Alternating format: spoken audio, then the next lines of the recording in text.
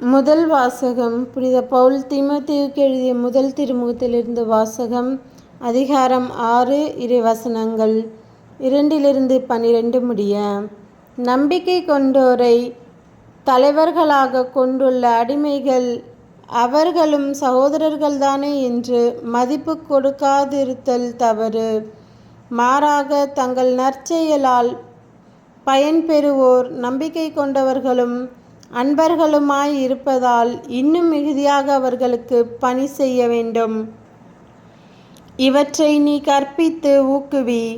மாற்று கொள்கைகளை கற்பித்து நம் ஆண்டவர் இயேசு கிறிஸ்துவின் நலம் தரும் வார்த்தைகளுக்கும் இறைப்பற்றுக்குரிய போதனைக்கும் ஒத்துப்போகாதவர்கள், தற்பெருமை கொண்டவர்கள், ஒன்றும் தெரியாதவர்கள், விவாதங்களிலும் சொற்பொருட்களிலும் பைத்தியம் கொண்டவர்கள், பொறாமை, போட்டி மனப்பான்மை, பழிச்சொல், பொல்லாத ஊகங்கள், ஓயாத மோதல்கள் முதலியன இவற்றிலிருந்தே உண்டாகின்றன.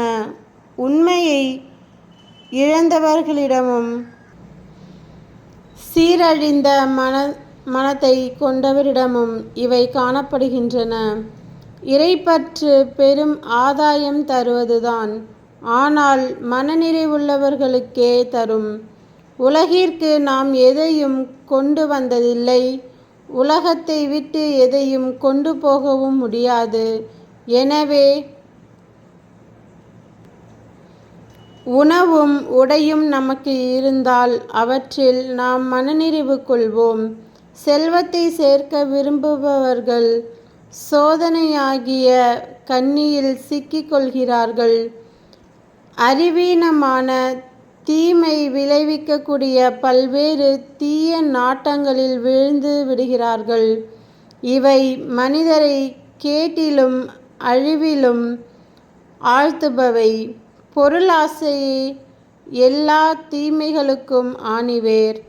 அந்த ஆசையால் சிலர் விசுவாசத்தினின்று பிறழ்ந்து திரிந்து பல வேதனைகளை தாங்களாகவே தங்கள் மேல் வருத்தி கொள்கிறார்கள். கடவுளின் மனிதனாகிய நீ இவற்றிலிருந்து தப்பி ஓடு.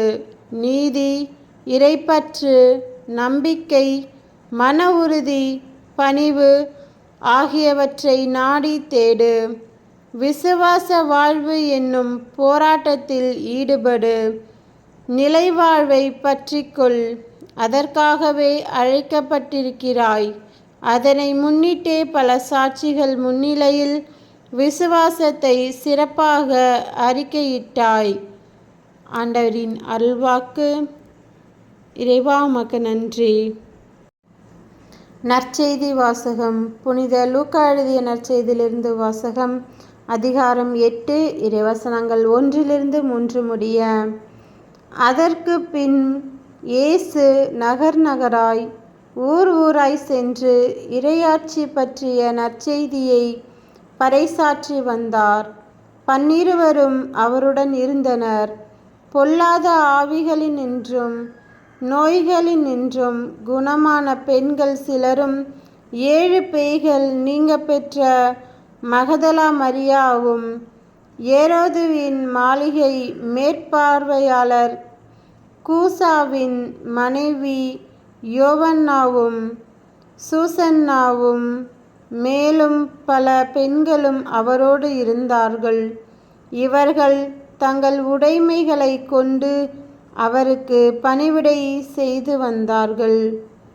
கிறிஸ்துவின் நற்செய்தி. கிறிஸ்துவே உமக்கு புகழ்.